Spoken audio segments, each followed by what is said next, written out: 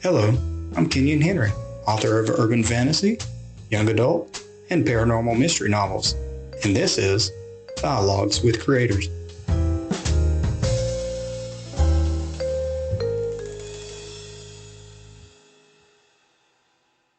Welcome to this episode of Dialogues with Creators, where I, your host, Barbara Tucker, engages in conversation with creative people in the Tennessee Valley and North Georgia region. Our producer is Clemencia Villafuerte, a Bachelor of Arts in Communications student and a student at the Georgia Film Academy at Dalton State College. Say hello, Clemencia. Good afternoon. I hope you enjoy listening to our podcast. Thank you. I put her on the spot there. On Dialogues with Creators, we do not just talk with traditional artists because creativity, a topic we will explore in depth in the future podcasts, can be shown in every walk of life, in the arts, in organization, in the sciences, and in how we live, learn, love, and laugh. How's that for alliteration? Our conversation today is with Kenyon Henry, a resident of the Fort Oglethorpe area. In his day job, Kenyon works in finance, but he is creative in writing and in creating an event that has taken place for the last 3 years and has helped many writers in the area. I'd like to ask him to just introduce himself, and then we'll get into the questions. Kenyon, welcome to the podcast. Thank you, Barbara. I'm glad to be here. I'm glad you asked me to join you. A real quick introduction of myself. Obviously, I'm Kenyon Henry. I've lived in this area pretty much all my life. Didn't venture into being a creative until well into adulthood. So great. I think that's true of a lot of us. We're busy doing other things. So I've invited you for two big reasons, Kenyon, related to your creative endeavors. I'd like to talk first about your writing.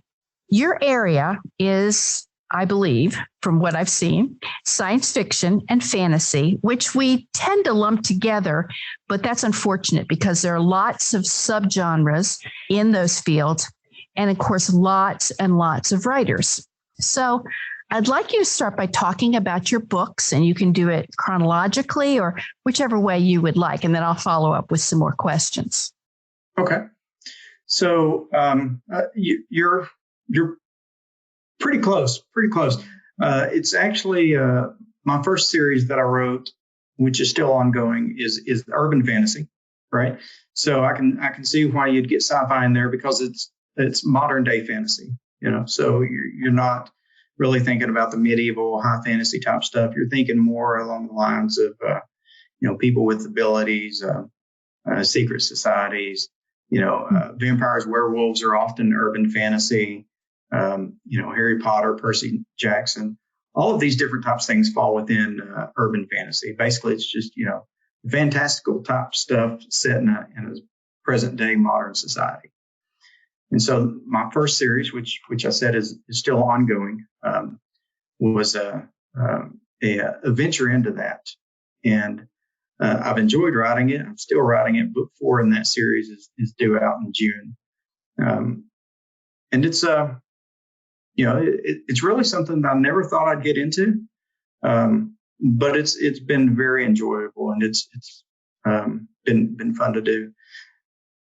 I took a break after book 3 and kind of ventured off because when you get so much or so far down a track, sometimes you kind of you need a break from it, right? And so I needed a break, and rather than just not writing, I decided to try something a little different. So there are some elements of mystery in the fantasy series. So I decided I'll try to write a mystery novel. So I do have one mystery novel out. It's called Ghost of Blue Mountain. It's my most recent release. It came out last October, and it's been well received. But it's a paranormal mystery, so it has kind of elements of fantasy in there as well, with regard to things that you might not typically see in reality. Well, one reason I have you on here, Kenyon, is to help you sell books. So you're going to have to help us a little bit. What is the names or the titles of your first urban fantasy series? Yeah. So the series is called Chronicles of Stephen. Okay. The first book is Choice of the Mighty, and really what it stems on is the character of Stephen, who discovers he has the ability to read minds and control thought. But the way he discovers it, it makes him feel very much like he's broken. There's something wrong with him. First he's hearing voices, and then he comes to think of himself kind of as a monster. And he comes around to understanding that it's a gift. It's not a curse. And so it takes him on this journey of self-realization and understanding that regardless of this ability, that he's still responsible for what he does with it, the good and the bad. And so he goes through this process and comes to understand that there are other people similar to him in the world. The problem is once he discovers them, they also discover him. And so then they come after him to force him to choose a side, right? To force him to choose a side in a world that he never really knew existed up until this moment. So that's where Choice of the Mighty comes in. And then it's followed by Trials of the Mighty, and then eventually Redemption of the Mighty. And at the book 3, he is finally the person that he always should have been within this society. It takes him 3 books to realize himself, right? To learn himself. And so book 4 takes us deeper into this world that he's now been plunged into. Okay, that's fascinating. How old is your character? Stephen is 23 at the start of the first book, right? He left home when he was 18, which is when the ability presented itself. He ran because he was scared. And it took him 5 years to get to the point of where he realized he couldn't do anything with it and he needed help, or else he was going to lose himself, is basically what it was. So I notice in your titles, you've got the words mighty and redemption. Is there some sort of bigger existential question behind your books? That is kind of a theme of my books too. I wanted my books to serve 2 purposes, really. Of course, I want to entertain people, but also want to give people the opportunity to grow, right? So when I read for entertainment, but I also make a habit of mixing in there probably about a 50-50 split of books that will help me grow as a person, right? Whether it's in business or personally or as a parent or a husband or whatever, I like to mix those in there. And so when I started writing, I thought, you know what, I'm going to put some of that into my book. So there's definitely some life lessons and maybe some prodding to ask some bigger questions of ourselves as we go along through the books and we follow Stephen through his journey. Excellent. Would you say that your audience then is young adult or just adult or anybody? I'd say anybody. So my son read the first one at the age of 10, and he got really wrapped up into it, ended up throwing the book across his classroom when I killed his favorite character. It was quite a funny story his teacher was telling me about.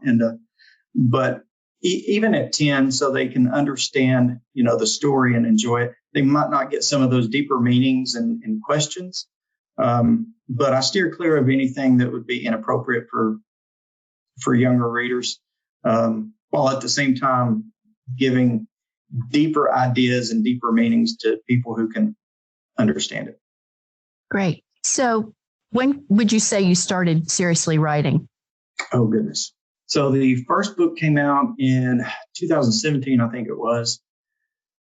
And it took me 10 years to get that book out. It started out as a short story just off of a whim. As I continued to revisit the short story, it continued to grow and grow. And eventually I was like, geez, this is turning into a book and I have no earthly idea how to write a novel, right? So I turned to books. I started reading books on novel creation, books on Joseph Campbell's, The Hero's Journey, books on, scene development, plot development, character development, and all these things, and start putting it together. Went through life, and life happens. So sometimes I set it down and then would pick it back up again later. But yeah, it took 10 years before it finally was in book format. I think that's a pretty common experience on the first one. And I've thought about why that is. The first reason is you're busy, you're doing life. Second is you don't really know what you're doing. And and you do have to do the research and such. And for me, the third was, who is ever going to read this? It's what am I going to do with this when I get it done? Who am I going to send it to? Who's going to want to publish it? Who's going to want to read it? So you struggle with that, that side of it, as well as your own, maybe for me, the insecurities about what you're doing in the first place, because you want to say to people that you're working on writing fiction, but to some people, that's going to sound so, I don't know. I use the word pretentious, but it's going to sound so out there, so odd. Because writing is hard. It's very lonely. Does what I'm saying resonate with you in that respect? It does. Not everybody understands it or understands the reasons behind why you're doing it. Mm-hmm. Most authors are never able to consider writing a full-time job, right? It's a very small percentage that ever get to make it a full-time living, and an even smaller percentage that ever, become a household name. So that's not really why you go into it. I don't think anybody that writes more than one book anyways, ever continues doing it with the thought, I'm going to accomplish all these great things. We do it almost because we can't help it, right? With me, like I said, I kept revisiting it. I kept having this story in my head, and I had to get it out. And for example, when life happened at one point, and I set it down for a good period of time, the reason I ended up picking it back up was because I couldn't stop thinking about it. And I knew the only way to stop thinking about it was to get it down, right? And then once I did that, I was able to move on from that story, and soon found myself doing the same thing with the next story and the next story and so on. So absolutely. And people don't always understand that, it forces sometimes some long nights at the computer by yourself, but when you have that person come up to you and they're holding your book and they're like, read your book, I loved it. It makes it worth it. Yes, it does. That's really something. And the fact that anybody actually even buys it sometimes, that's such not that you make much money out of it. It might just be a couple dollars, but you feel like somebody spent money to read my writing. That's pretty good. Right. So in terms of the genres you write in, what attracts you to those genres? And were they genres that you read a lot of when you were, in your life? Yeah, I think so. So some of the writers that influenced me, one is someone that most people haven't heard of, but his name was Roger Elwood. And he had written a series called the Angel Walk series. And I stumbled across it as a teenager. Matter of fact, I didn't even know it was a series until I became an adult. I just stumbled across one of his books and thought, I'll pick this up. And it grabbed me. And it was one of those books that made you stop and think, right? And so that was the first thing that I remember reading that ever, kind of was twofold. It was enjoyable to read. It was kind of a urban fantasy type story, but it also caused you to stop and think about consequences of your actions and things like that. And then as I continued reading, Ted Dekker was an influence of mine. I've read several of his books and always enjoy his books. Of course, you got some of the bigger names too. I read a few Anne Rice books because of the whole vampire thing. I kind of was drawn to that after the movie Interview with the Vampire. So I read a few of her books, and there's been some others out there that I've read, and it seems like what has drawn me is kind of that urban fantasy genre. Not necessarily just the fantasy, but something that's a little different, that's a little more modern. Of course, we've all read in school, we've all read Hobbit or Lord of the Rings and things like that. But the more modern stuff has really resonated with me. So yeah, I think that's had an influence on my writing, certainly. So what do you think attracts you to these genres? I think oftentimes, and this might not just be genre specific, but maybe with the authors that I've read, right, that just happen to be in this genre, is that your good guys aren't always good, right? And sometimes the people that you think are the villain turn out to be the hero, or vice versa, right? When we think about vampires, at least we didn't used to think of a good guy. We thought about Dracula, we thought about Nosferatu, we thought about, Vlad the Impaler. It was only in recent history that we start thinking about, oh, could a vampire be a good guy? And so we saw that with Anne Rice. Ted Decker does a lot of that too, flipping people that you think are one way and then they end up being something else. Frank Peretti as well. And so I think, I don't know if it's what attracts me to that genre or those authors that just happen to write in that genre. But the ones I typically tend to like are the ones that, I guess, reflect reality, right? They say, imitation is the greatest form of flattery, right? Well, for me, imitation is the greatest form of fiction, right? Those things that really imitate reality, because we as people, we're not always good. We're not always bad either, right? We have these different sides to us.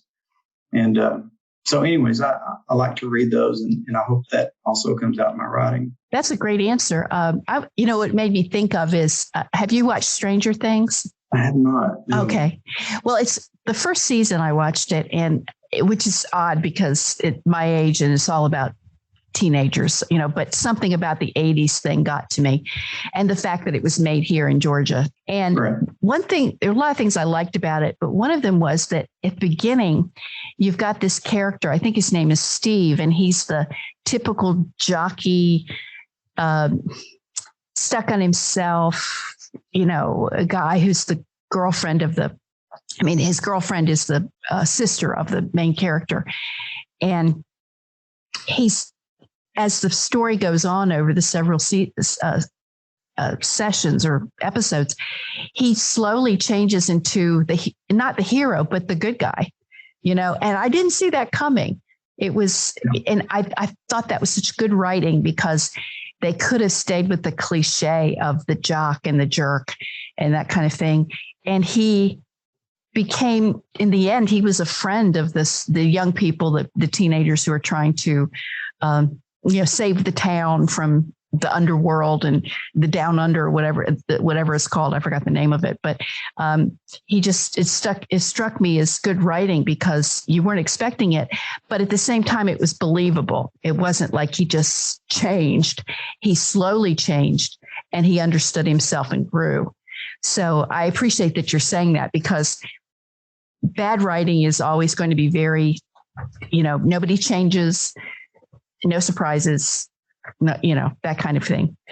So you mentioned Ted Decker and Frank Peretti and Anne Rice. Any other go-to authors for you? Oh, goodness. So one of the books that I draw from in a lot of different ways, quite frankly, is the Bible, right? And it's got so many different authors. And when you really read that, you can start to see the differences and patterns as you move from book to book. And the stories that are in there that just tell the stories of life, and then all these things that happen. When you really break down to it, I think a lot of times we grow up in church or whatever, and we just hear these stories maybe in Sunday school or whatever, and we're like, oh, yeah, whatever. We hear these kind of watered down children's stories. But when you really get into them, there's some really grueling brutality and some horrific scenes that would make some horror movies seem tame with the things that are happening. And so I've read a lot of that, and I think that's had some influence in there too, as far as being real, making sure that I'm real in my stories. And of course, there's several different authors there. Aside from that, I'll tell you, I've always loved Shakespeare. my goodness, I've loved Shakespeare. Even in middle school, I was probably like the one kid in my class that's like, yes, we're going to read Shakespeare today. And it goes back to that same thing I was telling you earlier with the authors. One of the things that I loved about Shakespeare, well, first of all, he was just incredibly witty, right? The way that he would call somebody an idiot would make the person go, oh, well, thank you, because the way he worded it was always just gorgeous. But he had a habit of also taking the one character that's supposed to be the fool or the idiot and making them the one character that knows everything that's going on, right? Mm-hmm. Like Puck from Midsummer's Night's Dream, he's the like the fairy court jester or whatever. And, he sees everything that's going on and making fun of everybody the whole time. You've got the same thing going on in Twelfth Night. You've got the town idiot who occasionally appears, but everybody thinks he's stupid, but he knows everything that's going on, right? So there's this kind of theme, and then to turn around and make fun of kind of the aristocracy, right? Or not just the aristocracy, but the people that think they are more, right?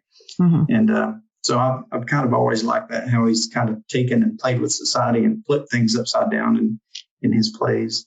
Yes, you bring up the Bible, and I don't know how people really understand literature or write without reference to biblical literature and themes and such, because so much is there and it's so deep. And although a lot of them are just short fiction, you take a story like The Prodigal Son, and there's so much psychology there, in the way that the brothers interact and what's going on. And that in itself is the ground or the seed for so much modern writing. I know there's a famous writer. She gets a lot of awards. Her name is Marilyn Robinson. She's written a whole series on the prodigal son and that story.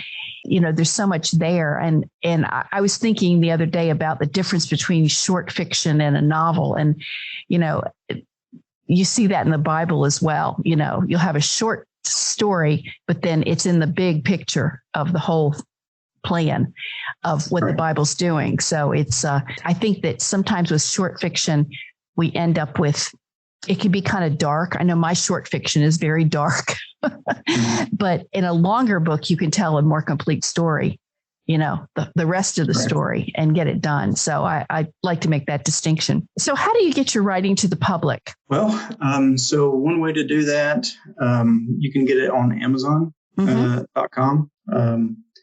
The other way is through my publisher, which is jumpmasterpress.com. Ah, okay. Yeah, so you can get stuff through them. I think probably any bookstore can order it as well if you wanted to order that physical copy. You got to hold it in your hand. Yeah. Are all your books with Jumpmaster? At the time being, they are, yes. Okay. And how long have they been around as a publisher? Oh, Jumpmaster's been around, I think probably about 3 years. Okay. So when I came across them, they were still fairly young. And I think I was probably one of their earliest authors that they picked up. But they've grown by leaps and bounds. So I think when I joined, I think I was author number 4, if I'm not mistaken. Okay. And then I think at the end of this year, they'll have like 30 different authors in their catalog, which is, huge growth. I know another local author who's working with them, and I think they're going to publish her work. Okay.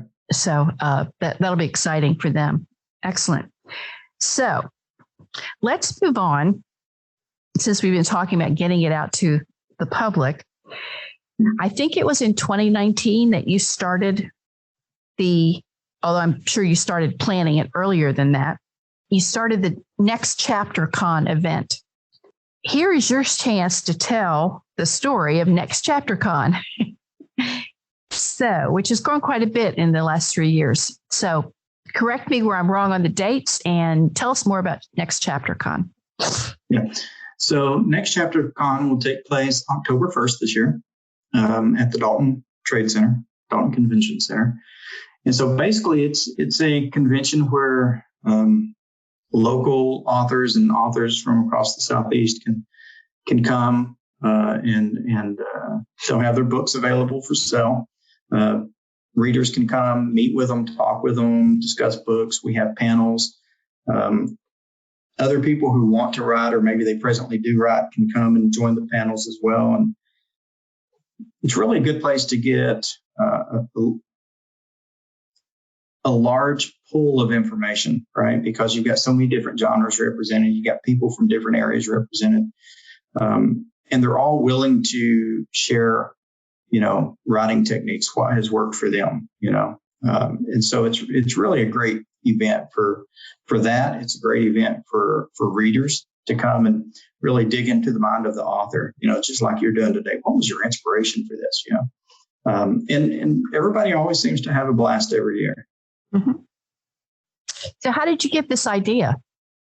Well, I got this idea because I've often gone to other conventions with my own books, and the authors are just kind of an afterthought, even though there are readers there, obviously, but it's just kind of like, when